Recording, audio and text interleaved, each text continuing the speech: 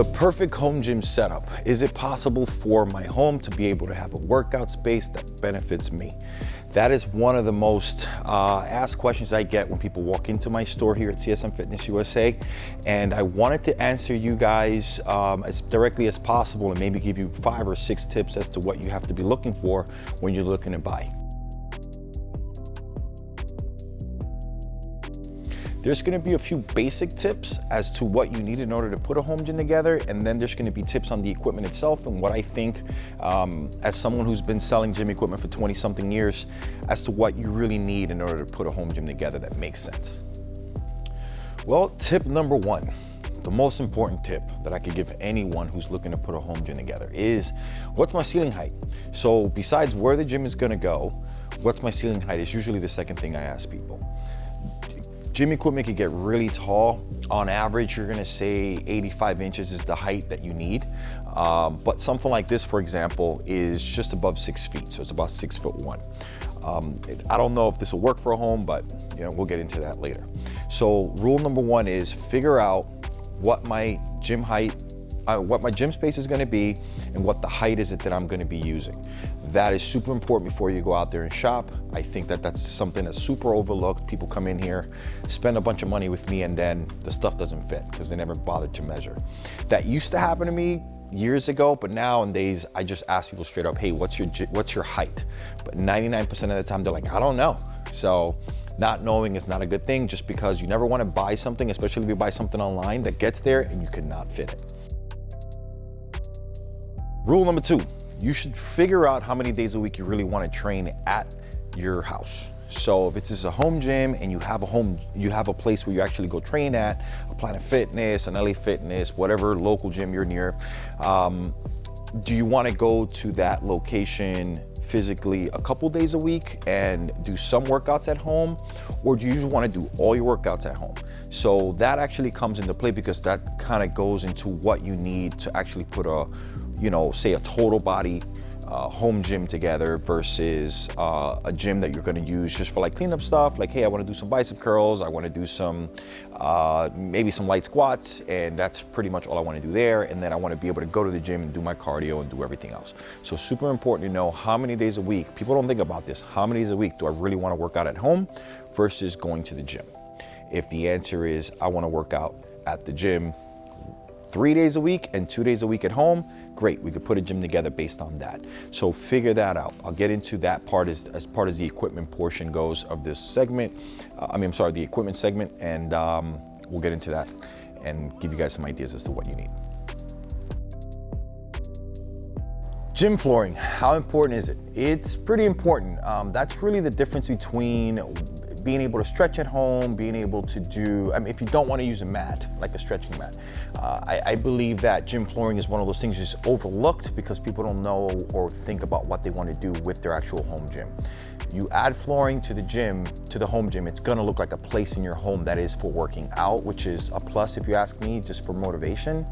But also you gotta think, if you wanna do any kind of floor work, do you really wanna be on a concrete floor, on a garage floor without any kind of padding or protection from the floor, dirt, etc.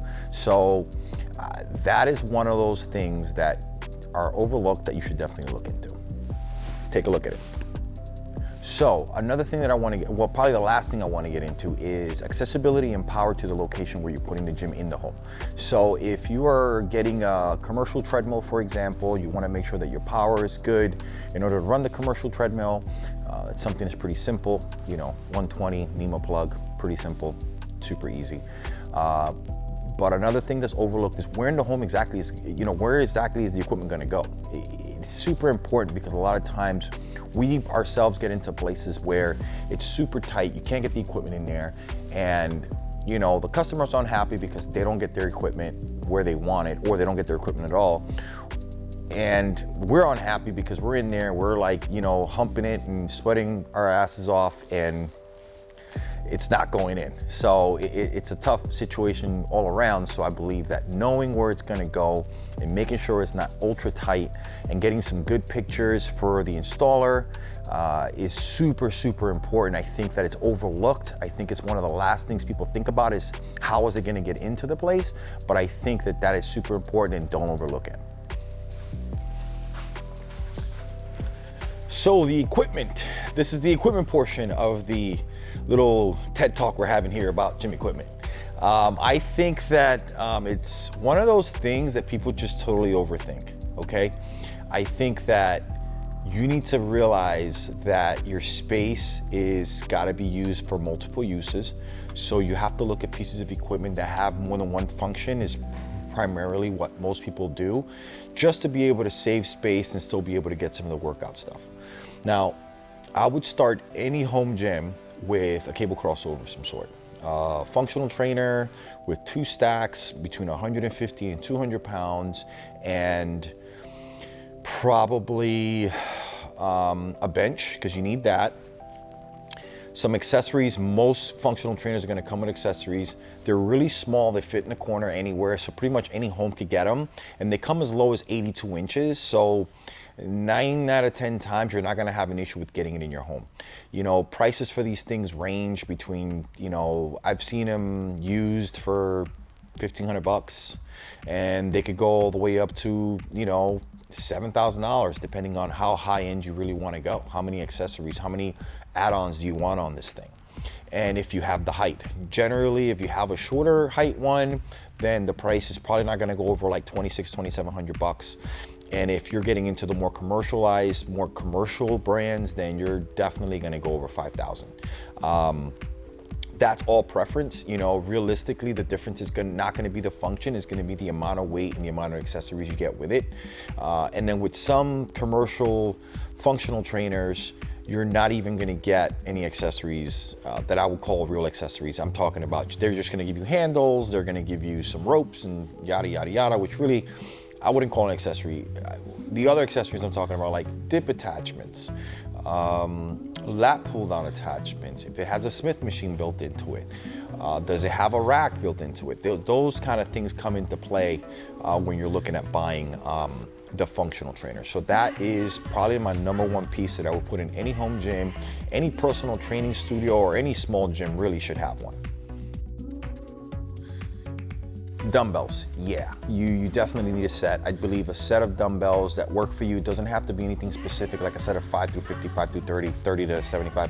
It just has to be what works for you. I think that is super necessary for a home gym.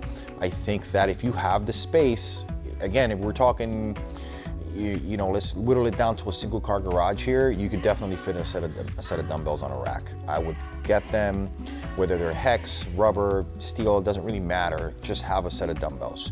If you want to do some leg stuff at home, in addition to the cable crossover, I would probably add some heavier dumbbells, because you're going to need them, because you're going to grow out of them pretty fast.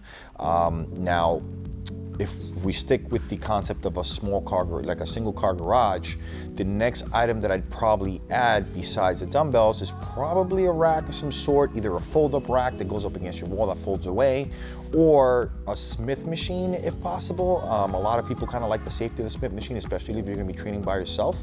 That's also not a bad idea.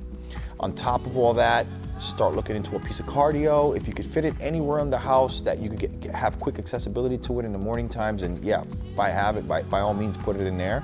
But if you want to put it in your garage, it should fit at that point, but it's going to get really tight in there really quickly. So that would be like a 1-car garage, dumbbells, cable crossover, bench, piece of cardio, in a fold-up rack or some sort of like half rack that you could put in your gym that fits. I think that's a great start for a home gym. So I think the next pieces you could add to it probably would be, depends on which way you want to go. If you want to go with like lower body stuff, then I definitely either add a leg extension, leg curl to my home gym. Combination, obviously, because we're talking small footprint, or a leg press hack squat combo. We sell a couple different brands. One's made a little bit better than the other, but they're pretty much equal. And I think that those, either one of those 2 items kind of gets you into the realm of being able to do legs at home for most people. And or you can go the upper body route, depending on how well you are squatting at home and everything else. You could get a lat pull down low row combo, because me personally, I find it really hard to do low rows and lat pull downs at home with the functional trainer that I have. So I think that that's actually one of those pieces that, you could add to your upper body that would make sense for a small home gym. They're a little long, and you could get some shorter ones, but you know, it could knock out 2 exercises that are just hard to do at home by yourself or with a functional trainer in a rack, because basically that's all you're getting. Unless you're gonna stick to dumbbell rowing and pull-ups and stuff like that, then you might not need it. But I think that if you have the space, I would definitely add it to my workout arsenal at home. Again, this is Jose Hernandez over at CSM Fitness, and if you have any questions, please feel free to reach out. I'd love to help.